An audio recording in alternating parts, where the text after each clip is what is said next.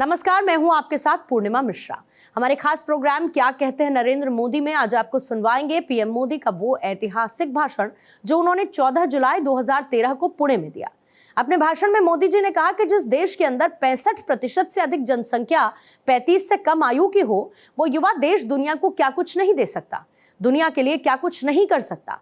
एक तरीके से न सिर्फ हिंदुस्तान की समस्याएं बल्कि विश्व की समस्याओं के समाधान के लिए भी ये युवा शक्ति काम आ सकती है। बस कोई सही दिशा देने वाला होना चाहिए। हम विश्व के सबसे युवा देश हैं।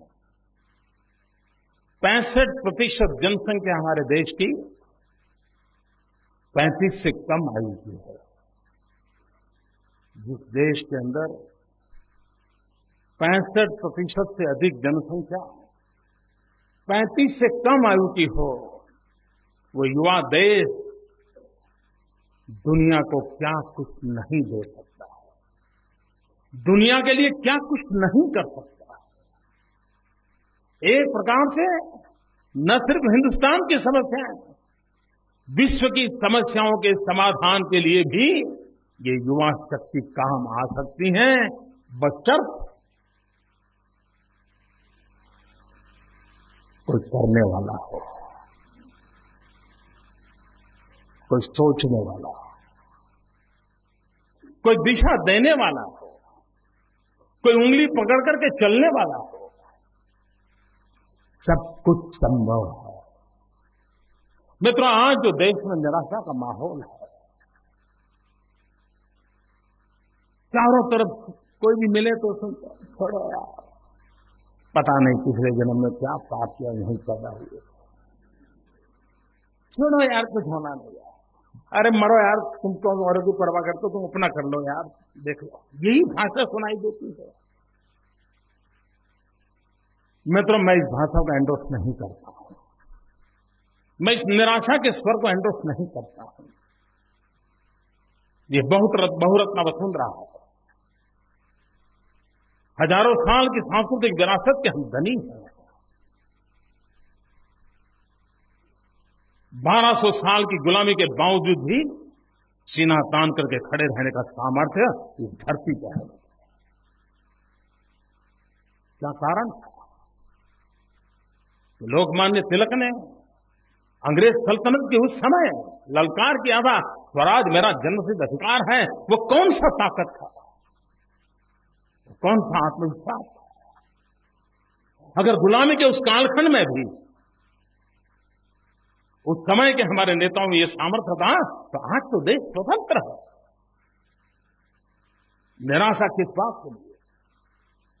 और इसलिए मित्रों, देश में इस निराशा के माहौल से ऊपर उठना बहुत आवश्यक है। और ऐसा नहीं है कि सब कुछ डूब चुका है, आज भी बहुत कुछ अच्छा होने की संभावना है।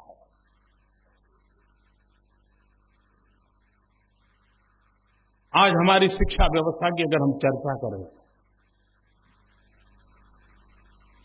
तो ऐसा क्यों हालत हुआ? जो लोग हमारे देश के एजुकेशन के इतिहास को जानते हैं उनको पता होगा, हजारों वर्ष से हमारी क्या परंपराएं थी, कितनी महान परंपराएं थी। मैं तो रिसर्च स्कॉलर से प्रार्थना करता हूं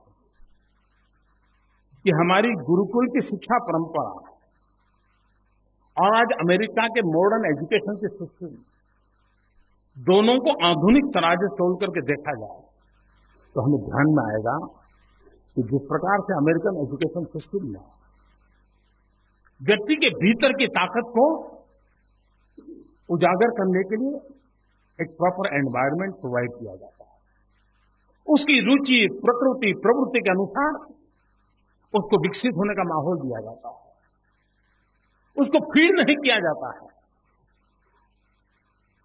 उसको लर्निंग के लिए रास्ते दिखाए जाते हैं।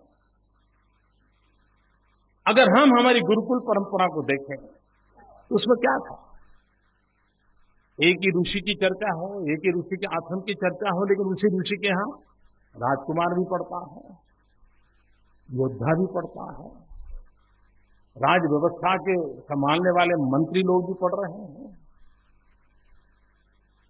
कर्मकांड करने वाले पंडित भी पढ़ रहे हैं, वेद के ज्ञानी होना चाहते हैं वो भी पढ़ रहे हैं। क्या कारण होगा? एक ही छोटा सा आश्रम, एक ही ऋषि, और वहां सब विधाओं को इस प्रकार से सामर्थ्यवान बनने के लिए अवसर मिलता होगा। उसी एक जगह से राजकुमार के नाते चाहिए वो शिक्षा दीक्षा लेकर के निकलता था, योद्धा के लिए जरूरी शिक्षा दीक्षा लेकर निकलता था, टीचर के लिए जरूरी, क्राफ्टमैन के लिए, पंडित के लिए। क्या कारण था? और आज उस पुरानी परंपराओं को देखे तो क्या हम सोच नहीं सकते कि हमारे पास बहुत कुछ था, हमने गंवा दिया।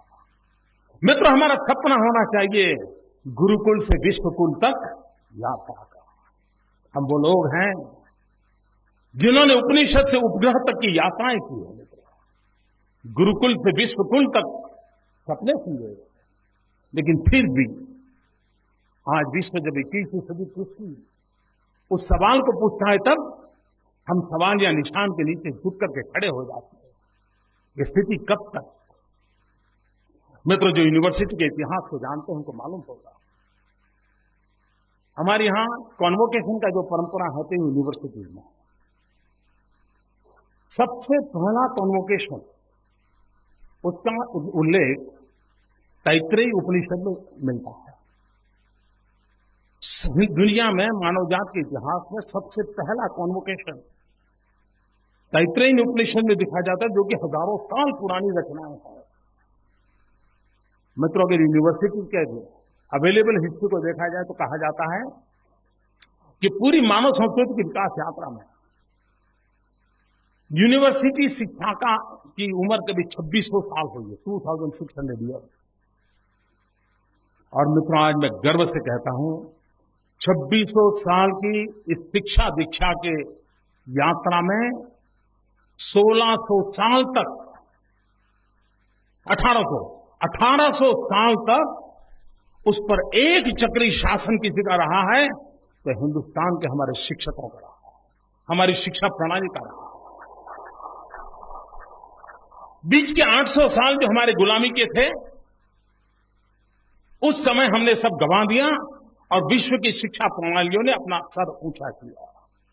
1800 साल तक शिक्षा के क्षेत्र में सर्वमान्य व्यवस्था हमारी यहाँ थी। हम नालंदा और तक्षशिला के लिए सुनते हैं, हम वल्लभी के लिए सुनते हैं।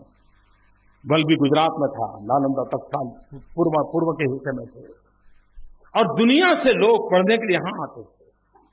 और वल्लभी तो एक ऐसी शिक्षा व्यवस्था थी कि जहां पर विद्यार्थियों की सुविधा के लिए लोथल में स्वतंत्र समुद्र किनारे पर पोर्ट बनाया गया था, और करीब 84 देश के लोग वहां आते थे समुद्र तट पे लोथल में, और वहीं से नजदीक में 50 किलोमीटर की दूरी पर वल्लभी में जाकर के पढ़ाई शिक्षा दीक्षा लेते थे। ये हमारा भव्य इतिहास रहा। क्या हुआ मित्रों? देश आजाद होने के बाद अगर हमने हमारी इस महान परंपरा को फिर से उजागर करने के लिए सपने देखे होते, आधुनिक शिक्षा की ओर हमने करवट बदली होती, विश्व की आधुनिक शिक्षा को ग्राह्य करने का हमने सोचा होता, तो 60 साल के इतिहास में हम बहुत कुछ कर सकते। आज भी मित्रों देखिए, मैं इस पवित्र धरती पर से कोई राजनीतिक बयानबाजी करना नहीं चाहता हूं, लेकिन भारत के नागरिक के नाते आजाद हिंदुस्तान के समय में सारे हिंदुस्तान के सामान्य नागरिक की आशा आकांक्षाएं थी, क्या वो आशा आकांक्षाएं परिपूर्ण हुई है? मित्रों, शिक्षा वो हमारे लिए मैन मेकिंग मिशन था। आज शिक्षा मनी मेकिंग मशीन बन गया है। क्यों? कौन जिम्मेवार है? मैन मेकिंग मशीन से हम मनी मेकिंग मशीन की ओर चल पड़े हैं। मित्रों, ये गिरावट कैसे आई? क्या ये हमारे पूर्वजों ने हमें दिया था? ये हमारी परंपराएं थी? उस परंपराओं के सामने किसी ने तो खड़े होने की आवश्यकता है। और मैं मतलब निराश नहीं हूं। ये स्थितियां भी बदली जा सकती है, स्थितियों को ठीक किया जा सकता है, लेकिन इसके लिए आपके पास विजन चाहिए। आप कल्पना करें मित्रों, आज भी श्रेष्ठ शिक्षा संस्थानों की जब चर्चा होती है तो किसकी होती है? फर्गुसन कॉलेज की होती है, शांति निकेतन की होती है, मालवीय जी द्वारा प्रारंभ की हुई हिंदू बनारस हिंदू यूनिवर्सिटी की होती है, बिट पिलानी की होती है। इसमें कहीं सरकार है क्या? कहीं सरकार नजर आती है क्या? महात्मा गांधी जी द्वारा प्रारंभ किया गया वो विद्यापीठ तरफ नजर जाता है, गुजरात विद्यापीठ पर। कहने का तात्पर्य यह है मित्रों कि आजादी के पहले देश गुलाम था, तब भी हमारे इन महापुरुषों ने शिक्षा का महत्व समझा और समझ करके जिन संस्थानों को जन्म दिया था, किसी की उम्र 100 हुई होगी, किसी की 80 हुई होगी, किसी की 100 से ऊपर हुई होगी, इन सब में किसी न किसी महापुरुष का योगदान है, शासन व्यवस्था का योगदान नहीं है। क्या आजादी के बाद कोई ऐसी चीज नहीं कर सकते थे कि जिसके कारण पूरे विश्व के अंदर हम गर्व से कहें कि हाँ भाई, शिक्षा के क्षेत्र में हम ये काम कर रहे हैं? ये नहीं हुआ। मित्रों, मैंने खुद तो गैजेट को स्टडी नहीं किया, लेकिन मुझे किसी ने के भाषण में मैंने बहुत सालों पर सुना था।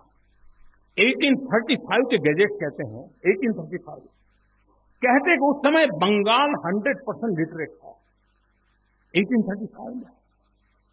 आज क्यों ऐसा हुआ? क्या आजादी के बाद उन सपनों को पूरा न करता है? मित्र, आप देखिए केरल में, केरल आज शिक्षा के क्षेत्र में हर गांव में शिक्षा पहुंचाने में सफल हुआ।